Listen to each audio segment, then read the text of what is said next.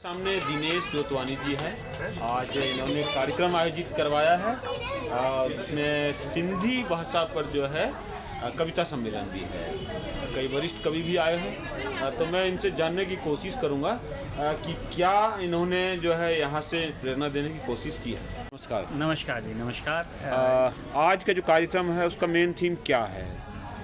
आज का ये कवि सम्मेलन है, नेशनल कवि सम्मेलन, जो सिंधी अकादमी ने ऑर्गेनाइज़ किया है जी। और आप देखेंगे आज़ादी से पहले से लेके आज तक जो कवि लोग ने बोला है, जो उन्होंने प्रेरणा दी है, तो उसी से ही मैं कहूँगा कि बहुत चीज़ें भारत में जो डेवलपमेंट हुई है या हम जो फोर्सेस में हम हर जगह पे जीत जाते हैं, तो ये प्रेरणा कवियों से आई है। तो ये सिंधी अकादमी ऑर्गेनाइज़ करती है और ये जो सिंधी अकादमी में मेरे जिनके नाम पे है डॉक्टर मोतीलाल जोतवानी, वो मेरे पिताजी थे। अच्छा। और उन्हीं के उनके याद में ये सिंधी अकादमी ने ये किया है ऑर्गेनाइज। और आपने देखा होगा सारे देश से कवि आए हैं और आप देखेंगे कि उन्होंने जो कविता बोली है, जो जिस तरीके से हमारे आर्म्ड फोर्सेस को इनकरेज किया है, हमारी पॉलिटिकल इस्टेब्लिशमेंट में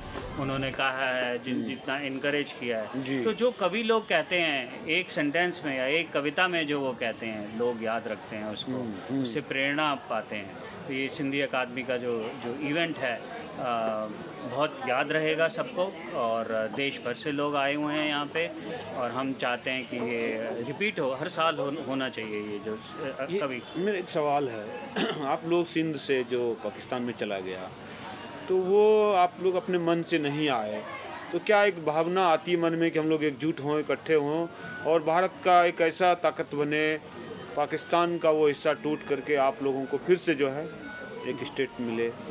देखिए, जो हमारे पिताजी, हमारे दादाजी जब पाकिस्तान से आए थे सिंध, यहाँ पे कोई स्टेट नहीं है, सिंध पूरे सिंध में थे, वहाँ पे काफ़ी सारे हिंदू थे, सबको आना पड़ा और सब अलग अलग जगह पे आए थे। कोई दिल्ली आया, कोई गुजरात आया, मुंबई में देखिए, भोपाल में देखिए, तो सिंधी सब के सब जगह पे फैल गए थे। गुस्सा था उस वक्त, बहुत गुस्सा था, और लेकिन इसी वजह से शायद मैं कहूँगा कि जो सिंधी कम्युनिटी की जो स्ट्रॉन्ग, उस वक्त वो साथ ही रहते थे सारे, एक कमरे में पूरी की पूरी फैमिलीज़ और जनरेशन रहते थे, स्ट्रगल किया सब ने। नहीं, अभी चाहे जितना भी समय हो, चूँकि आप संजो रहे हैं, यादें संजो रहे हैं, हाँ। कविता के द्वारा, बुक्स के द्वारा, कई चीज़ें, तो अगर जैसे डिसइंटीग्रेशन, ईरान जो है फिर इससे वापसी कहा जा रहा है कि पारसी धर्म में जा रहा है, तो क्या आप लोग जो है, आपको भी फिर पाकिस्तान के कुछ लोग सुधरेंगे, समझेंगे और वोट? देखिए, उम्मीदें तो बहुत हैं, उम्मीदें तो बहुत हैं। अलग सिंध राष्ट्र की वहाँ मांग भी चल रही है। हाँ, कर रहे हैं वहाँ पे। देखिए, जो वहाँ का रजीम है, हमेशा देखेंगे मिलिट्री वाला रजीम है पाकिस्तान का। जो सिंध की जो आवाज़ है, जो मैं कहूँगा सिंध की आवाज़ है,